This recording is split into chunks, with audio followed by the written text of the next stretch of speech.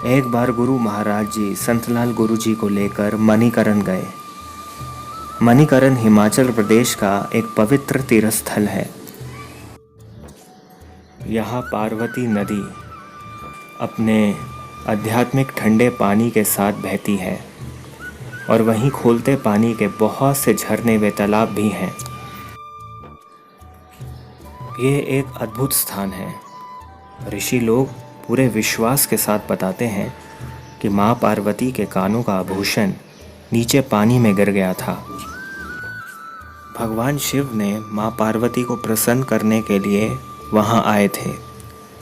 उन्होंने माँ के आभूषण गहरे पानी से निकालकर माँ को दिए और माँ बहुत प्रसन्न हुई। फिर भगवान शिव ने इस जगह का नाम माँ के आभूषणों पर मणिकरण रखा। गुरु महाराज जी अक्सर अपने शिष्यों को इस पवित्र स्थान पर माँ और भगवान शिव के आशीर्वाद के लिए लेकर आते रहते थे। ऐसे ही एक बार अपने कुछ शिष्यों को लेकर गुरु महाराज जी मणिकरण तीर्थ स्थल पर गए।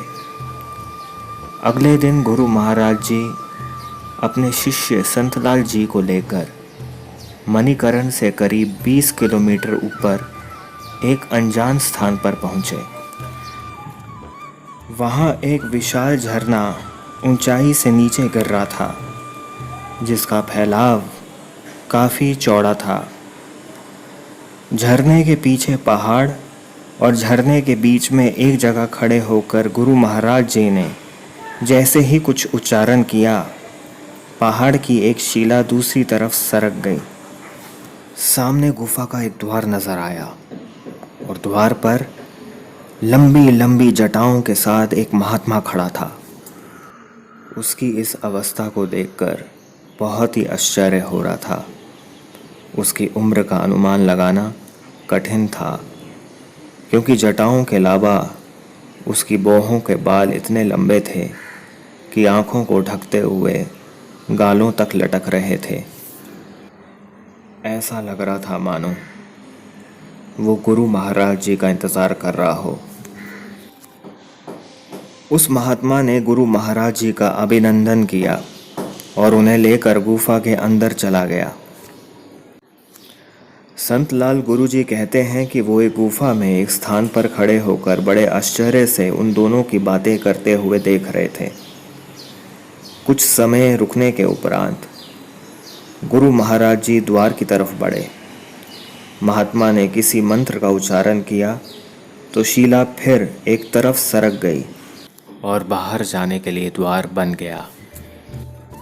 गुरु महाराज जी संतलाल जी को लेकर बाहर आ गए। बाहर निकलते समय उस महात्मा ने गुरु महाराज जी को प्रणाम किया और गुरु महाराज जी ने उसे आशीर्वाद दिया। बाहर आकर गुरु महाराज जी ने संतलाल गुरु जी से पूछा, तुमने उसे प्रणाम क्यों नहीं किया? संतलाल गुरु जी ने गुरु महाराज जी को उत्तर दिया, जनाब, आप ही का हुक्म था कि कोई भी शिष्य आपके अलावा किसी दूसरे के पांव ना छुए, इसलिए मैंने उनके पांव छुए बिना ही उन्हें प्रणाम कर दिया। गुरु महाराज जी ने कहा, बेटा, ये तुम्हारा बड़ा भाई है। 500 साल पहले मेरा शिष्य बना था। उसने हठ योग अपनाया और आज तक उसी शरीर में तपस्या कर रहा है। क्योंकि वह गुफा के बाहर नहीं आ सकता, इसलिए 5 साल में एक बार मुझे ही उससे मिलने के लिए गुफा में जाना पड़ता है। जितना कुछ भी देखा वह विश्वास करना बहुत मुश्किल था। संतलाल गुरुजी को हजम करना बहुत ही मुश्किल हो रहा था। एक तो कई मील के ऊपर की यात्रा, फिर एक बड़े झरने के सामने अचानक रुकना, फिर झरने के पीछे जाना और मंत्र का उच्चारण करना और शिला का खिसक जाना, जैसे कि हमने बचपन में कहानियों में सुना था। पत्थर के पीछे गुफा के द्वार का होना, गुफा में महात्मा का उनका इंतज़ार और स्वागत करना, ये सब सिर्फ गुरु महाराज जी का स्मरण करके ही लिखा और पढ़ा जा सकता है। अन्यथा इस पे विश्वास करना बहुत ही मुश्किल लगता है।